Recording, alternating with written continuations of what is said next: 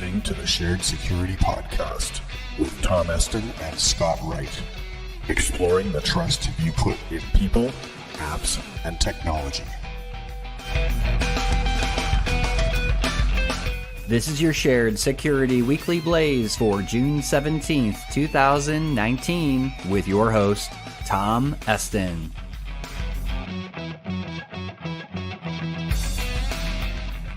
In this week's episode, the U.S. Customs and Border Protection data breach, the new Sign In with Apple button, and more leaked Facebook emails.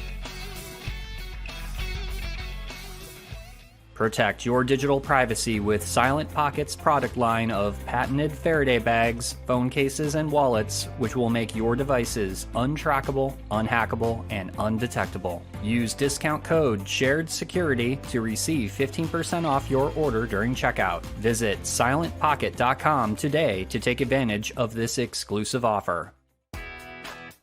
Hi everyone, welcome to the Shared Security Weekly Blaze, where we update you on the top 3 cybersecurity and privacy topics from the week. These podcasts are published every Monday and are 15 minutes or less, quickly giving you news that you can use.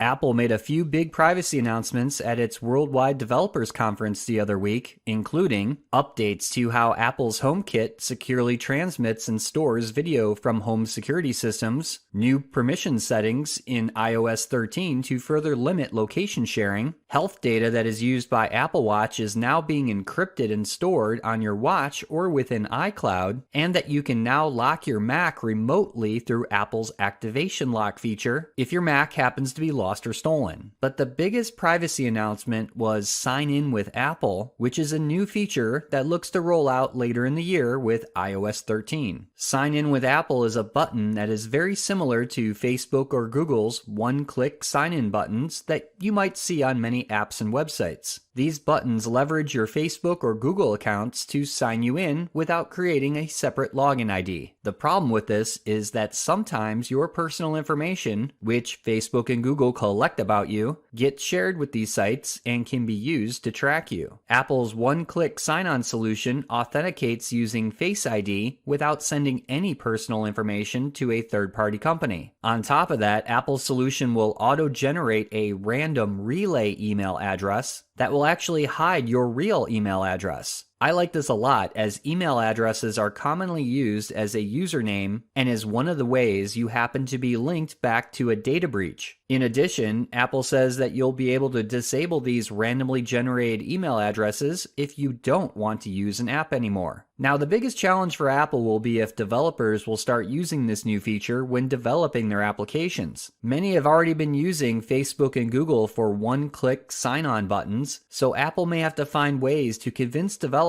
that there is a more secure and private approach to help protect their users' personal information. Remember just recently on episode 88 of our monthly show, I talked about how U.S. Customs and Border Protection, or CBP, was now using facial recognition at several U.S. airports in order to board flights? Well, it seems that a CBP database storing images of travelers and license plates was hacked and compromised. Apparently, it was a subcontractor who had the data that had gotten compromised. It's not known who the subcontractor is, nor did CBP provide any details except that the agency became aware that on May 31st, the subcontractor had transferred the photos to its network. CBP also stated that this was a violation of their policies and that several members of Congress have been alerted and that law enforcement is investigating the incident. However, the Washington Post now reports that fewer than 100,000 people were impacted, and that initial reports show that the hacked data included photographs of people in vehicles entering and exiting the U.S. over a single land border crossing, which the CBP did not name. I wonder if this is Canada or Mexico. What do you think? This breach comes at a controversial time for the CBP, as there have been many privacy concerns regarding the use of facial recognition at U.S. airports, and now the collection of social media names from foreigners visiting from other countries or applying for a visa. Now that we know the data they have been collecting wasn't properly protected, subcontractor or not, do you think this will halt CBP's expanse to collect and use more of our private data? As past government response to previous privacy concerns and data breaches show, probably not. And now a word from our sponsor, Edgewise Networks. The biggest problem in security that remains unsolved is unprotected attack paths that allow threats to compromise vulnerable targets in the cloud and data center. But traditional microsegmentation is too complex and time-consuming and offers limited value that's hard to measure. But there's a better approach, Edgewise Zero Trust Auto Segmentation. Edgewise is impossibly simple microsegmentation, delivering results immediately with a security outcome that's provable and management that's zero touch. At the core of Edgewise auto segmentation is Zero Trust Identity, which automatically builds unique identities for all communicating software and devices by combining cryptographic properties of the workload with risk classifications. Edgewise protects any application in any environment without any architectural changes. Edgewise provides measurable improvement by quantifying attack path risk reduction and demonstrates isolation between critical services so that your applications can't be breached. Visit edgewise.net to find out more about how Edgewise can help stop data breaches.